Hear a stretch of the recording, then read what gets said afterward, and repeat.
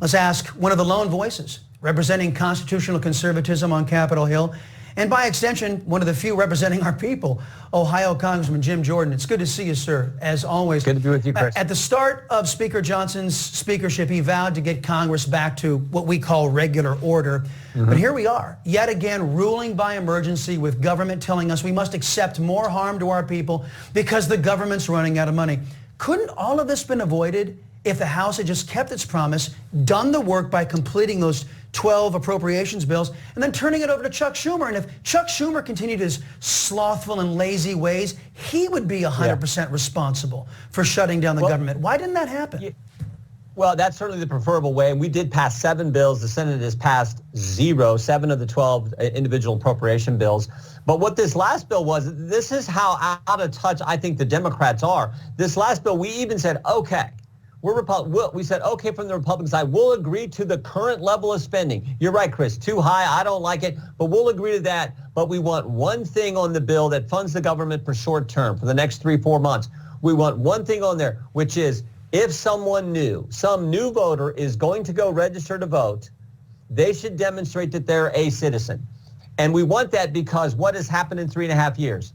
10 million illegal migrants have come into the country. 99 of those 10 million were on the terrorist watch list. There's been this crazy temporary protective status program that's allowed several thousand, hundreds of thousands of migrants to come into this program. 15,000 Haitians have come to Springfield, Ohio, and disrupted that community.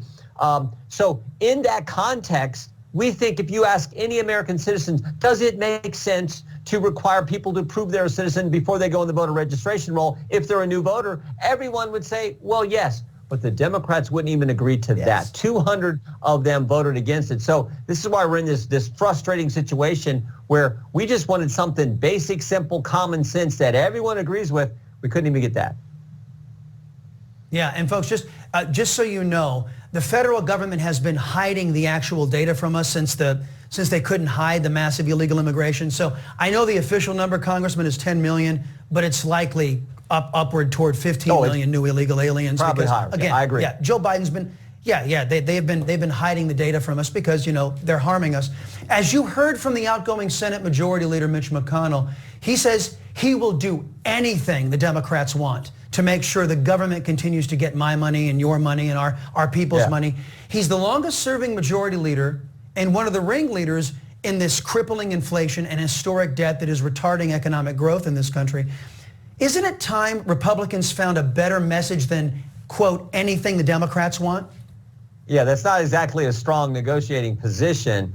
But I will tell you this, I don't want to shut down. No one wants to shut down. I get that. But we also want to make sure our elections, only citizens are voting. We also want to make sure that we have common sense policies in place. And I actually think that's what's really on the ballot this year. You got like the policies of President Trump versus the policies of Biden-Harris. And we have something we very seldom get, Chris. Back-to-back administrations now running for the top job. You can compare. So that's what I want, the common sense, the policies. President Trump, we had a secure border. Currently, we have no border. President Trump, we had $2 gas. Currently, we have $4 gas. President Trump, we had safe streets. Currently, we have record crime. President Trump, we had stable prices. Currently, we have record inflation. So that's what I want. The time to really have this fight, though, was a year ago. I mean, 13 months before an election, we were in the same situation. We should have fought hard then to get something that actually would fix our border situation. We tried. Unfortunately, we didn't get it done then either. Well, Congressman, you took me right where I wanted to go, as you normally do, reading my mind. As I said in the lead up, a shutdown would be just, par for the course, proof positive that Washington is so inept, so corrupt, it can't even do the very basic of functions. Yet, Americans are wondering aloud why we should fund the corruption and ineptitude from the DOJ, FBI, IRS, Secret Service, who's allowed open season on the leading candidate for president. This government appears to have been weaponized against our people. So can you see why so many Americans, they wouldn't cry if this inept government shut down and stopped abusing us for a little while? No, I do think that these agencies they're supposed to serve we the people. I think they've been turned against us. The very taxpayers they're supposed to serve, and you can go agency by agency. I mean, you mentioned the Secret Service. Where's Mayorkas been? I mean, Mayorkas has presided over this border situation, which is so bad. I haven't heard him say one thing since the assassination attempt on President Trump last weekend. I haven't heard him and he's the guy in charge of Homeland Security. He's the secretary, and Secret Service is part of that agency. Where's he been, for goodness sake? So, yeah, does the FBI deserve a new headquarters? This is something we fought against. Of course not. And yet that gets appropriated and put in some of these bills. So I agree with you. I think the people agree with you. And the people are going to get a chance to say here in just, 47 days, when I think they're going to make President Trump our next president. Well, Congressman, I know where Mayorkas has been and what he's been doing. He's been hiding all the information, and right now he's being sued by America First Legal because he refuses to turn over information about the Trump assassinations. He's busy burying everything that he and his department have done to us. As you know, Vladimir Putin has endorsed Kamala Harris, as has Dick Cheney, Liz Cheney, Adam Kinzinger, and other opponents to American strength. Kamala Harris's most recent endorsement came from the #1 state sponsor of terrorism, Iran. Iran hacked the Trump campaign and then funneled that information to the Biden-Harris camp. First, what do you make of Iran pulling for Kamala Harris? But also, is the Biden camp using their ill-gotten information from Iran in the campaign? Do we know that?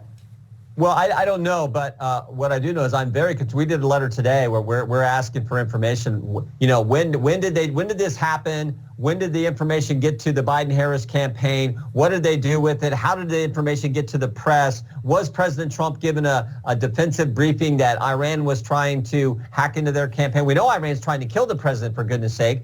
We know that Iran's going after Prime Minister Netanyahu. We know Iran wants to go after former Secretary of State Pompeo. So, I mean, I find this really troubling. And we know if this was reversed, if the if the Harris campaign was hacked by some foreign entity, and they got a 271-page dossier on Tim Walz that they hacked, and they gave it to the Trump campaign, and it wound up in the press, oh my goodness. This town would be going crazy. There would already be talks of like a special counsel and everything else. But when it's flipped around, oh no, we caught it, no big deal. Well, we want some answers, and that's why we're asking for it. And we're determined to get those answers for the American people in the run-up to, again, our most important election. Who's going to be the next commander-in-chief? So we're after this information, too.